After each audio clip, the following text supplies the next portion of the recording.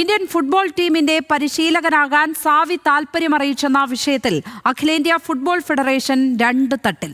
സാവിയുമായി ചർച്ച നടത്തുകയാണെന്ന് technical committee chairman IM Vijayan news മലയാളത്തോട് പറഞ്ഞു. എന്നാൽ സാവിയുടെയും പെപ് ഗോർഡിയോളയുടെയും അപേക്ഷയുടെ ആധികാരികത സ്ഥിരീകരിച്ചിട്ടില്ല എന്നാണ് AIFFന്റെ വാർത്താക്കുറിപ്പിൽ വ്യക്തമാക്കുന്നത്. അന്തർദേശീയ മാധ്യമ പ്രവർത്തകരുടെയും വാർത്തയുടെ ആധികാരികതയിൽ സംശയം പ്രകടിപ്പിക്കുകയാണ്. ഇന്ത്യൻ പരിശീലകൻ മനോലോ മാർക്വസിന് പകരക്കാരനെ കണ്ടെത്താൻ അഖിലേന്ത്യാ ഫുട്ബോൾ ഫെഡറേഷൻ അപേക്ഷ ക്ഷണിച്ചപ്പോൾ ലോകത്തിന്റെ വിവിധ ഭാഗങ്ങളിൽ നിന്ന് 170 പേരാണ് താൽപര്യമറിയിച്ചത്. അതിൽ സാവി ഹെർണാണ്ടസും ഉണ്ടെന്നും കനത്ത പ്രതിഫലമായതിനാൽ അഖിലേന്ത്യാ ഫുട്ബോൾ ഫെഡറേഷൻ പരിഗണിച്ചില്ലെന്നും AIFF ടെക്നിക്കൽ കമ്മിറ്റി അംഗങ്ങൾ വെളിപ്പെടുത്തി. വാർത്ത പുറത്തുവന്നതോടെ അഖിലേന്ത്യാ ഫുട്ബോൾ ഫെഡറേഷനെതിരെ വ്യാപക വിമർശനമുയർന്നു. ഇതിഹാസ താരത്തെ പരിശീലകനാക്കാനുള്ള അവസരം തുലച്ചെന്നായിരുന്നു വിമർശനം.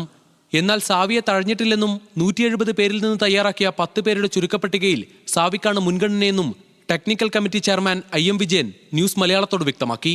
സാവിയുമായി പ്രതിഫലം സംബന്ധിച്ച് ചർച്ച നടക്കുകയാണെന്നും IM വിജയൻ. സാവി റെഡിയായി ചെയ്ത് അവർ സംസാരിച്ചിട്ട് നെഗോഷിയേറ്റ് എന്തായാലും എടുത്തു കഴിഞ്ഞാൽ നമുക്ക് ഭയങ്കര അഭിമാനമാണ്. ഇന്ത്യൻ ടീം ഒരു ഉണർവാവും, നല്ല പുതിയ പുതിയ പ്ലേയേഴ്സ് വരാൻ സാധ്യതയുണ്ട്. എന്നാൽ വിവാദത്തിന്റെ പശ്ചാത്തലത്തിൽ അഖിലേന്ത്യാ ഫുട്ബോൾ ഫെഡറേഷൻ പുറത്തുവിട്ട വാർത്താക്കുറിപ്പിൽ ഇക്കാര്യത്തിൽ സ്ഥിരീകരണമില്ല. സ്പാനിഷ് പരിശീലകരായ സാവിയുടെയും പെപ് ഗോർഡിയോളയുടെയും പേരിൽ വന്ന അപേക്ഷയുടെ ആധികാരികത സ്ഥിരീകരിക്കാനാവില്ലെന്നാണ് AIFF വാർത്താക്കുറിപ്പ്.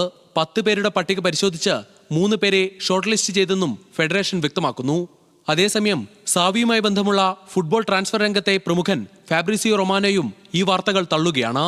സാവിയുമായി AIFF യാതൊരു ചർച്ചയും നടത്തിയിട്ടില്ലെന്നാണ് ഫാബ്രിസിയോ റൊമാനോയുടെ എക്സ്പോസ്റ്റ്.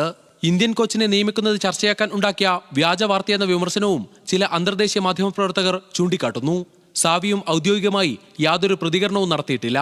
വ്യാജമെയിലിൽ നിന്ന് അയച്ച അപേക്ഷയെന്ന തരത്തിൽ സാമൂഹ്യ മാധ്യമങ്ങളിൽ വീഡിയോകളും പ്രത്യക്ഷപ്പെടുന്നുണ്ട്. എന്തായാലും വിഷയം അഖിലേന്ത്യാ ഫുട്ബോൾ ഫെഡറേഷന് വലിയ നാണക്കേടായി മാറിയിരിക്കുകയാണ്. പുതിയ പരിശീലകരുടെ പട്ടികയിൽ ജംഷഡ്പൂർ FC കോച്ച് ഖാലിദ് ജമീലിനാണ് മുൻതൂക്കമെന്നാണ് report. Sports desk news Malayalam.